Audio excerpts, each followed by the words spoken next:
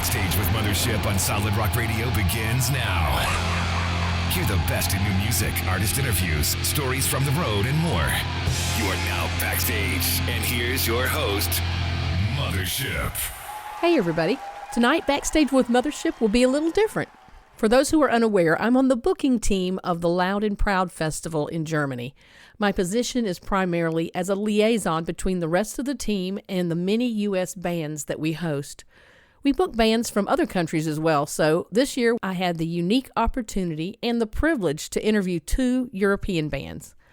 Narnia is a well-established legend of a band from Sweden. You will hear from them in the second half of the show. But first, let's hear from a new up-and-coming band out of the Netherlands called A Life Aligned. So hold on tight, we have a lot to cover. So, it's me, Maarten Bode. I play bass guitar in the band A Life Aligned. I came to the band right from the beginning, actually. I was one of the first members together with Timo and Jasper when we formed, actually. So I found Jasper on Facebook and he posted he was looking for metal musicians. And I don't know for how long, but maybe since I was like a early teenager, I always wanted to be in a Christian metal band. So when the opportunity came up, I immediately knew this was for me. So I sent Jasper a message, and that's how it all started.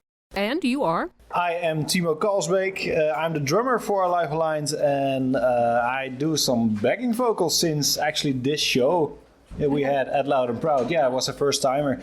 And I got in the band the same way as Maarten and Jasper did, actually. Jasper dropped a Facebook message where he was looking for Christian metal musicians. And I wasn't into metal at all, but I was like, oh, Christian metal. Let's try it, let's give it a go. And I responded, and then it was on hold for a long time, but it still was on the back of my head during the pandemic. That was why it was on hold. But it was still on the back of my head, and I was like, are we gonna try something? And we did, and then we had our first jam session together, and it clicked immediately, I would say. And then we started a band, but we were still looking for a vocalist. And we found him in a special way. Uh-oh, we're going to work our way over. Yeah, hello, my name's Donovan. I'm the lead singer of the band mentioned by the previous guys, A Life Aligned, yes. How did I came to join this band? Well, it was Timo who actually came to my town to study over there. What do you call it? Music arts? Yeah. Music and arts, something with music. And we met through a mutual friend because he met my friend Leonard, who's into recording and producing music. And he's an atheist, and he's very much against religion, but he knew me because we're friends, and he was like, Timo asked him, I wanted to start a metal band, would be fun, do you know any singers maybe? And my friend was like, yeah, you should ask Donovan because he's a priest and maybe he can help you out. But I'm not a priest, of course. I'm a guest speaker at churches in our hometown and surroundings, so that's what he knew that I was doing. So he said, try it out, and Timo approached me, and I think that's how it all came together. I used to be previously in a partycore band called Deadbeat. I haven't done music in a long time, and then this guy shows up. We talked through Facebook, and I was like, doing something for the Lord would be nice. With heavy music, I'm intrigued. Please let me know what you guys want to do, and that's how I joined in as the latest edition and the last member, I think, of this formation. Right. So there we go. Okay, and? Yeah, well, last but not least, I'm Jasper Verhorst. I'm the guitar player in A Life Aligned. It's sort of my fault the band started, but I think I only did the last push because everyone was already searching for a band. I was a musician already, and I played in other places, but I didn't have any Christian musicians to play with. And I really wanted that. I really wanted to spread the word and the message with music. So I thought one day, you know what? I'm just gonna post a Facebook post in like a musicians group to ask for Christian metal musicians, and that post almost went viral. It was amazing how many comments and reactions we got, both positive and negative. A lot of commotion and discussion between people. You cannot be a Christian and listen to metal. You cannot be a true metalhead and believe in the holy blah blah blah. So between all those negative comments, I found some names who we made contact with who were Timo and Maarten, and that's how it started. So I like to think that I started it, but I think the Lord already put it on my path. Just do this, and then He will fix the rest. And that's how it started, actually. Hold it all together. Exactly. Yeah. Something we've not mentioned yet is where you guys are from. Oh, we're from the Netherlands. Yeah. Tell us some unique things about the Netherlands. We got amazing cheese. We got a lot of bikes. The landscape is very flat, very practical, very boring. We have the stroopwafels. People love them. They like the waffles with caramel in it. We call it stroopwafels. And a lot of people from the US or from Great Britain, they really love the stroopwafels, but you can hardly get them anywhere else. So they're popular here. Sounds like it's worth a trip. It is, actually. It is. We really know how to sell our country, don't we? So, yeah. Once again, it's very practical. Our roads are amazing for driving, of course. Very safe as well. But, for the landscape, it's very boring. Yeah. Did you grow up in church? I did grow up in church. Yeah, I did. What type of church or denomination? We call it evangelisch, so I think you would evangelical, but I'm not sure if that translated well in the regular term evangelical churches, but it's like a pretty free church. So actually I'm a preacher's kid, so I was very tied to the church for all my youth, and so I really grew up in church, really. Yeah. I didn't even know that, man. You didn't even That's like new information to me. So. You didn't know I was a preacher kid? No, man. Did you grow up in church? I did, but I was Protestants. How do you say that? Oh, yeah. Oh, all right. Then you guys understand it. I grew up there. My parents are Christians, and they made me go to church, I'd say. And I've been going every Sunday, but it was more like, you had to. And I believe these things are real, but I didn't do it for myself. I didn't do it for the Lord. I did it actually for my parents, I would say. But since a year or so, I think I really start to discover the journey of being a Christian and having a personal relationship with God and with Jesus. And I gotta say, it feels really good, so it's highly recommendable. Yeah. Did you have a Christian upbringing? Yes, definitely. My parents go to a Pentecostal church. They still do, because they're still alive, and I'm very happy about that. I used to go there till I was about 15, 16, because I had nothing with the church. They thought I was a weird kid because I was a little bit alternative. I was really into punk music as well, so my hair was, wannabe spiky with red colors in it and all of that. And they found that very strange at that church. So the moment my parents asked, if you don't want to go, then don't go, I never went again to that church. It's now 9 years ago, I think, that I actually found out what it means to be a real Christian instead of somebody who just goes to church because, what Timo mentioned, because of their parents. And I think that's the moment I actually became a reborn Christian. It started really at a low point of my life, that the Lord actually met me there. And he was like, you can do this all on your own, like you did it all of the time, or you can just roll with me, and I'm going to show you things that are going to be amazing. And I was like, yeah, Lord, take whatever that's left of me, and please roll with it, because I don't know what to do with life at this point.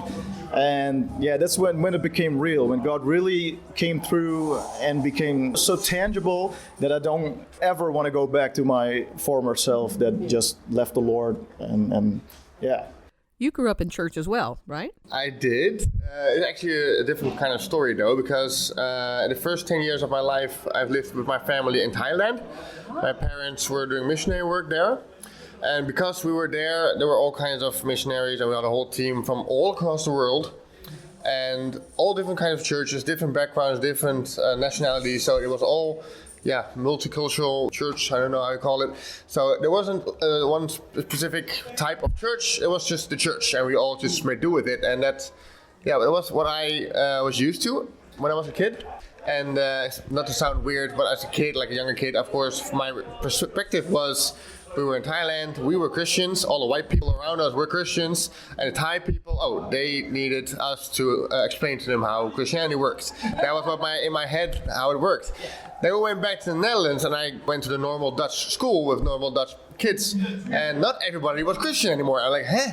How does this work? So I needed to reinvent it for myself a little bit again to see I'm here now. I can make my own choices. Yeah. It's not that I join my parents anymore. Yeah, started thinking by myself. What do I want?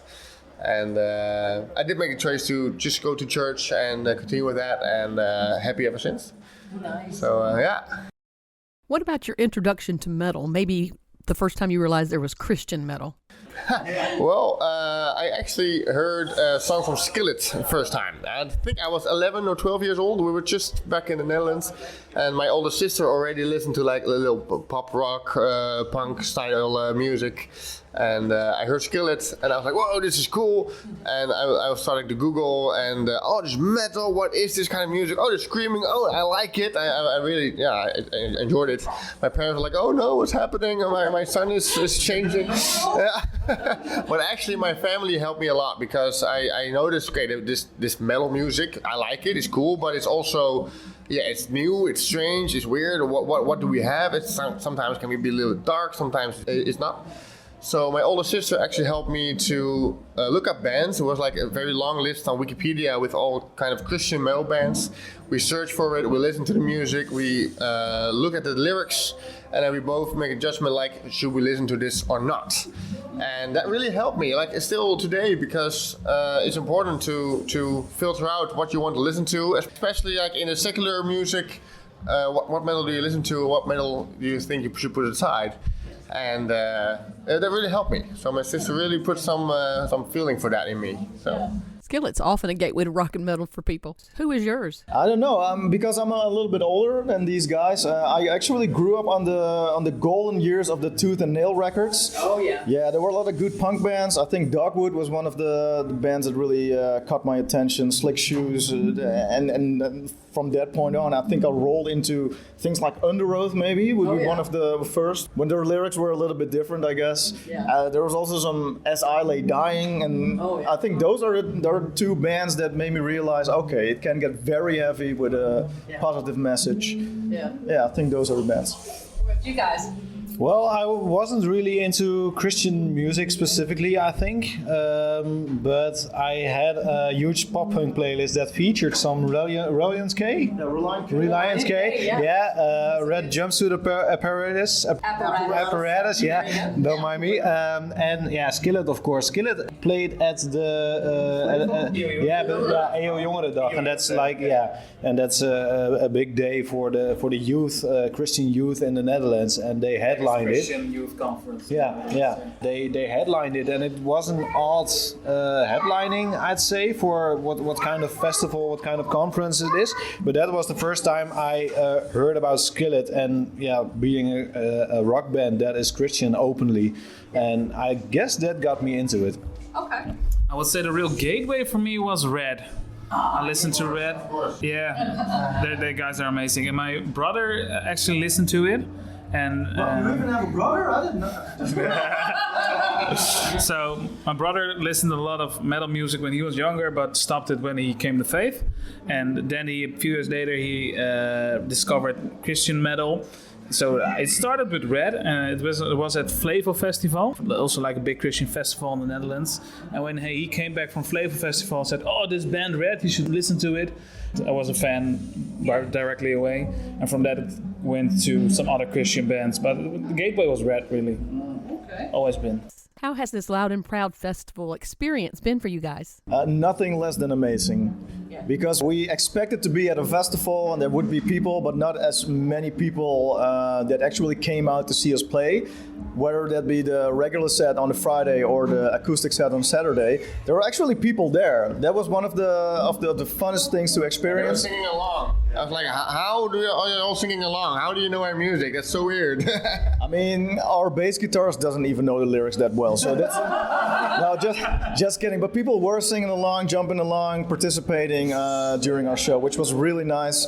And of course, meeting all the bands was really a treat for us. We met the protest and Azure Remain, and we had some good talks with these guys. Yeah, Behold the Beloved, this was one as well, and it was so cool because everybody is so approachable because you share something that's deeper than just being in a band and just being a musician. Yeah. So that was, to me, that's a great thing to experience. I think that was one of my highlights. Yeah. What music do you have available now? What we have available now is one EP, which is on Spotify and iTunes and all your favorite streaming services. It's called The Fill, only contains 4 songs. But this is really what defined Alive Aligned for the past 2 years, I think. And right now we're experimenting with a little bit more stuff, which is coming out in 2025. We already previewed some of the songs here, and they worked pretty well, I think, with the audience. What kind of music do you play? I think that is what makes our band especially and made us sound as we are sounding. The thing is, we all came from very different backgrounds, also musically. We also say that I am more of the worship musician, Jasper is really the black metal musician, Donovan is more from the R&B and rap stuff, while Timo is more from pop punk. And so it's a combo. We make the combo, and that's also why our EP goes every way around in music styles, and I wouldn't be able to pinpoint one specific style on it, and I think that's the beauty. I think that's what makes it special, but also it's quite hard sometimes when you're writing because it could go anywhere around. But to spit some genres, I think Christian metal is the most overall. Yeah, overall. But metalcore, new metal, electronic core, even some pop punk, I think. Anything else? No black, no death, no trash. To make matters easy, I think when somebody asks, what are you guys playing? We'd say Christian metalcore, because the message is about Christ and trying to find God, help people to find God. And it's pretty much metalcore-ish. Social media, where can they find you? We have Instagram, Facebook, TikTok, YouTube, obviously, and all the music streaming platforms, and you can follow us there. And we're mostly named Alive Aligned Band, maybe Alive Aligned Official or Alive Aligned, somewhat around that. Yeah. Oh, lifealignedband.com. Yep. You can soon find merchandise on lifealignedband.com, but now you can find merchandise and stuff on Bandcamp, actually.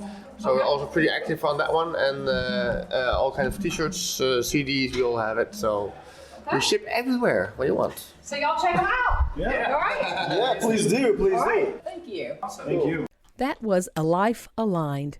Next up, we're going to hear from Narnia, one of the bands that relaunched the melodic power metal wave of the late 1990s. There are a lot of outdoor festival background distractions in this interview, so please forgive the occasional sound issues.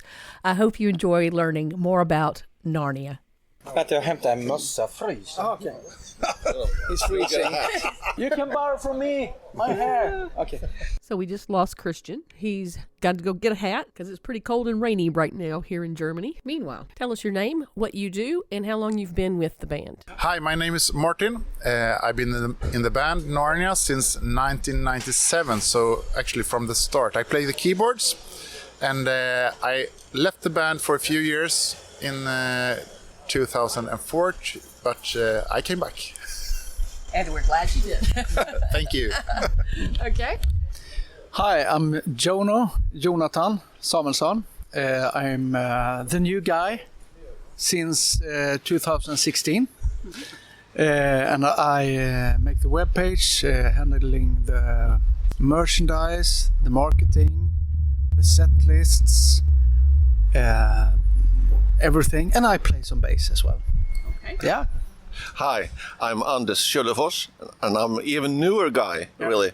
I'm the drummer of the band since November last year. Okay. Yeah. Why do you choose to be in the band Narnia? Why I choose to be in the band Narnia? Actually, CJ and we grew up in the same city, so we know each other, not like friends, but we knew about each other. Mm-hmm. I played some music, and he played really much music. and I heard of this band that Christian and CJ formed that was called Narnia. And I also heard that maybe Martin can play the keyboards. So I actually called CJ and say, hey, I want to play the keyboards. Do you have the place free? And we have a sort of an audition, and we talked about it, and yeah. Are there many Christian bands in Sweden? There used to be many Christian bands. When we started the band in '97, Christian and CJ started and we joined the band. There was lots of bands, lots of Christian bands. I used to say that behind every door in the church there was a band. And nowadays it's not so common. It's quite rare that you find a band that's really going for it. Yeah. Okay. How did you find Narnia? Well, I heard them the first time in 2000. And then we performed at the same festival in 2002, I think it was. I didn't dare to speak to them because I was starstruck playing at the same festival. Yeah. So I'm not starstruck now. No, you are the star. Yeah. I became the star, and but the new guy won. The new guy won. Yeah, Christian called me. I played in many bands. I was guitarist, and Christian texted me and asked, "You play some bass, right?" I was playing a little bass, and I asked him, "Why do you ask?" Because Narnia is looking for a bass player. I was like, "Yeah, dream on. I'm not good enough." But he forced me, and now I'm in the band. So you were forced to be in the band? Yeah, I was forced. Okay. Yeah, but I like it. It was a dream, but I didn't thought that I would fit in the band. Wow. So, they are like brothers to me now. So I'm very happy to be in the band. So I've known Jonathan for a long time, and I saw his heart to reach out with the gospel about Jesus through music, and his skills both with web design and social media and stuff like that. And I needed someone who could share that together with me and for the whole band. So for Narnia. So yeah, it's wonderful to see how the band today, that we have our different roles, and it works fantastic. Yeah. So he's joined us again after he got his hat. Tell us who you are and how Narnia got started. Yeah, I'm Christian Liljegren, the oldest man in the band, 53 years old. Yeah, I am a guy raised in the southern part of Sweden, a village called Habo. And my passion for rock music have been very long time, but I think when I became a Christian, I raised up in a Christian home, but when I was 14, 1985, when I really decided to follow Christ, it was also during the same time I heard Striper and Yngwie Malmsteen in Europe.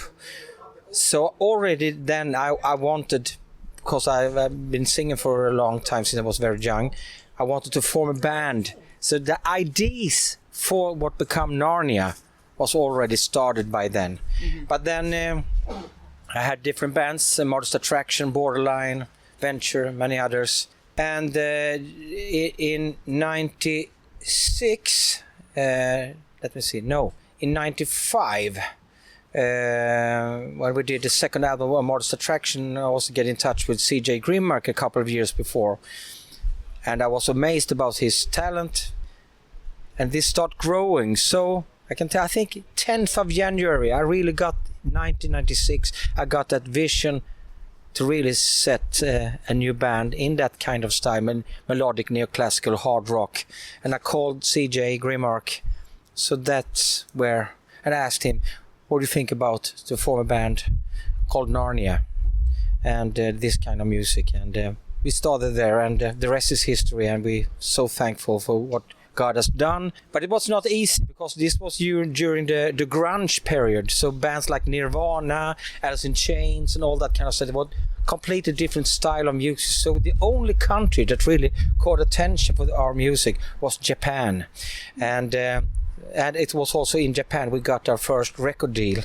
So and also got the chance to go to Japan as well, not touring, but we did promotion there. So it's amazing to see how, because I think God put that vision in me, and that's the reason why we are here, that we have something that God has brought into us, so we can share our talents, our resources, and inspire other people and to get to know Jesus. And that's the main thing with Narnia. We really want people to get to know Jesus. That's even if we love to do music, if we have passion for it, and I am a very passionate man, and for this music and for these people. So we're really excited to be here at the Loud and Proud Festival. We were talking a little bit about this with Les Carlson earlier. How have things changed over the years?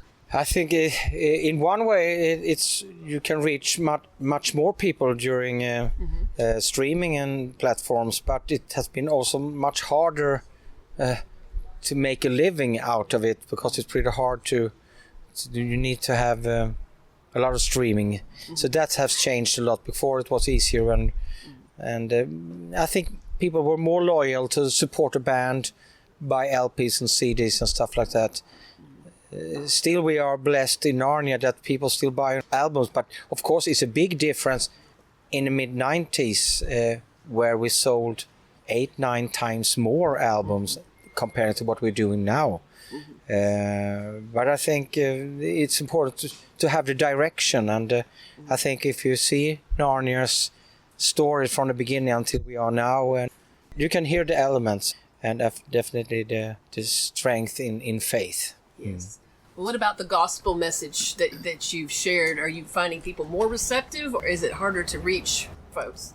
To live in one of the most secular countries in the world, like Sweden, it's interesting now that we see actually people are more open, but they're also quite hard to point out that you're a Christian, point out Jesus.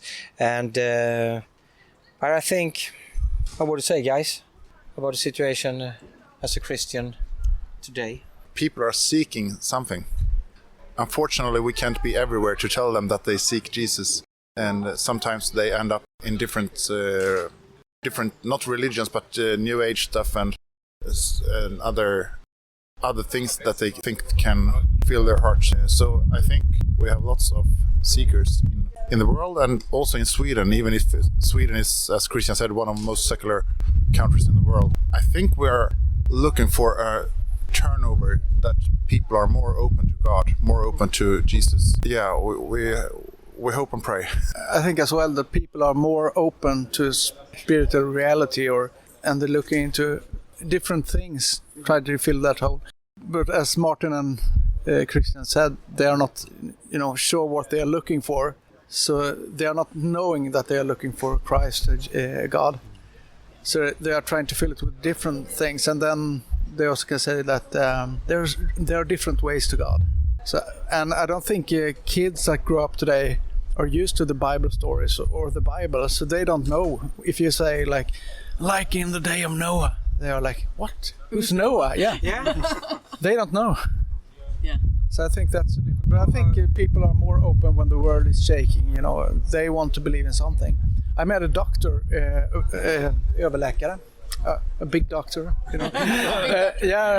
a specialist, yeah, that's right, for my fingers, and I was like, it's fascinating with the fingers how they work, and he was like, and he showed me something how the bones in the fingers are shaped. He was like, I have a hard time to not believe in anything when I see this myself, he told me, and I said, I have a very hard time myself being an atheist because I'm a Christian. I just believe even more in God when I see. So he was like, I believe in something too, So not something Jesus, but something bigger. Yeah. So I think many people are saying almost the same things. Yeah. And I think that is the main reason why Narnia is still existing, and we see the big need, and we want to be there and to show this and to present this, because everybody looking for peace and to have that. And but I think sometimes we are in our age, in our time, we have a hard time to stop and reflect, because all these social media, there's so much impressions, especially for the young people. We are older now, but anyway, it was different when I grew up in the 70s or early 80s. We had different way of living. Yes. And I see the impressions, but I think that's something that we can hopefully bring out to the people tonight. Yeah. I see your heart. I see your message. Now, practically, new songs, new album. What's happening with Narnia? Yeah, we're gonna drop the bomb tonight, actually. But you are the first who know. Who First know media about... we talked to, yeah. Oh. Yeah, we actually we are working on a new album, new studio album, our 10th album, and we are very happy the reception for the Ghost Town album. And I think we just pray now that God will give us the right lyrics and melodies, so we can continue our ministry to deliver amazing songs that brought more people to Christ. It will be a very Christ-centered album. That's for sure. So you already have the songs written? The music. The music for the songs, and then we're going to write the lyrics and melodies. And we have started to record drums and stuff now. So Anders have already tracked You're the first one song, yeah. Drums, okay. So so all basic tracks are done. The IDs. So right now we work together, me, Jonathan, and CJ, with song melodies and lyrics. So that will be very interesting. So the next couple of months now will be hard work to focus on that, because we absolutely see these albums as tools, as we know that we reach people not familiar with Christianity. Mm-hmm. So we're very thankful and blessed to have this privilege to go to different countries to share the gospel, and hopefully we really want to go to the US as well. We've never been there, but it's harder. Say that harder with artist visa and stuff like that. And but I see that still Narnia have a ministry. We have a passion, we have a vision and mission to reach out with more new songs and the message about Jesus. Amen. Mm-hmm. Okay, so where can they keep up with this? Oh, I guess we should go to the social media guy over here. That's right, that's me. And the bass player sometimes. Yeah, yeah, you can check out narniatheband.com. That's our webpage, and you find all the links there to everywhere. And we are so thankful for your prayers and support.